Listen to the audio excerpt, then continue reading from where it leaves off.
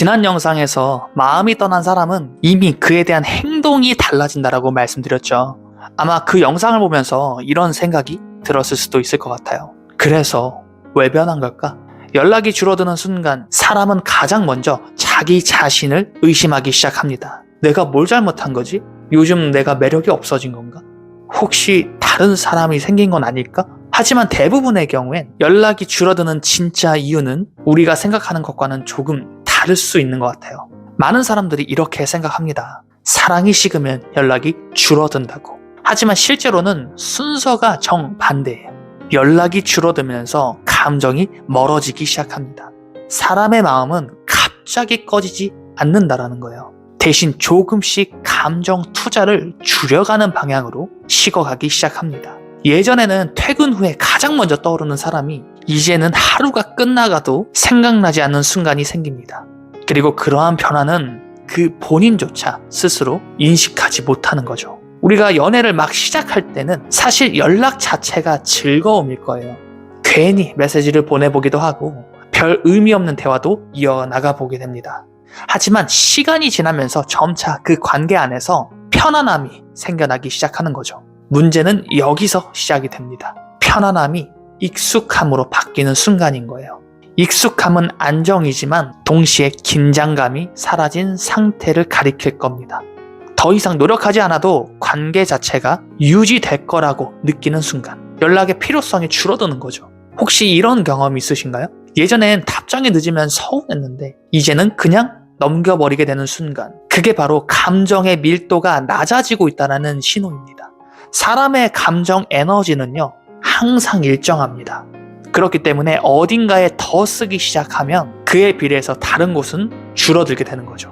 그 에너지의 방향이 일이 될 수도 있고 미래에 대한 고민이 될 수도 있고 또 인간관계 자체가 될 수도 있을 거예요. 또 그게 아니라면 자기 자신이 될 수도 있을 겁니다. 중요한 건 누군가를 싫어해서가 아니라 그 관계가 당연한 존재로 인식되는 바로 그 순간입니다. 연락을 안 해도 떠나가지 않을 거라고 본능적으로 믿게 되는 거죠. 아이러니하게도 많은 관계가 여기서 흔들리게 됩니다.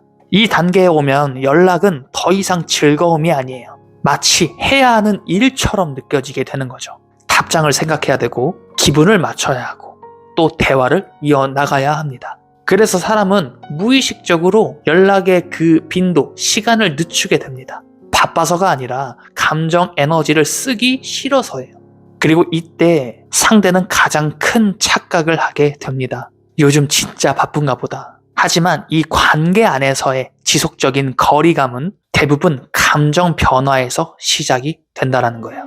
연락이 줄어든 관계에서 가장 위험한 순간은 따로 있습니다. 바로 불안해진 한 사람이 관계를 위해 더 노력하기 시작할 때 바로 그 타이밍입니다. 더 연락하고 더 맞추게 되고 더 상대방을 이해해보려 합니다. 하지만 아이러니하게도 이러한 행동은 오히려 이 관계 안에서의 거리를 더 벌리는 촉매 역할을 하게 되죠.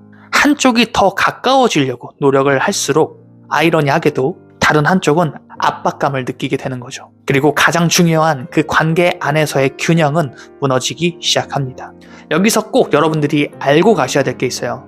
연락이 줄었다라는 건 항상 사랑이 끝났다라는 의미로 연결되는 건 아니라는 거예요. 하지만 분명한 건 관계의 온도가 변하고 있다라는 신호입니다. 문제는 연락의 양이 아니라 연락을 하고 싶은 마음 그 자체가 되는 거죠. 많은 사람들이 이 지점에서 가장 궁금해합니다. 그럼 다시 회복할 수 있을까? 흥미로운 건 이미 멀어진 사이에서 다시 연락하기 전에도 공통적으로 나타나는 변화가 있다는 거예요. 그래서 다음 이야기에서는 헤어진 뒤에도 다시 연락이 시작되는 관계의 특징을 이야기해 보도록 하겠습니다. 이번 영상이 여러분에게 와닿으셨다면 구독과 좋아요, 알림 설정까지 해주시면 영상을 제작하는 저에게 큰 힘이 될 것 같습니다. 지금까지 5차원 연애의 이웃만 작가였습니다. 영상 시청해주셔서 감사합니다.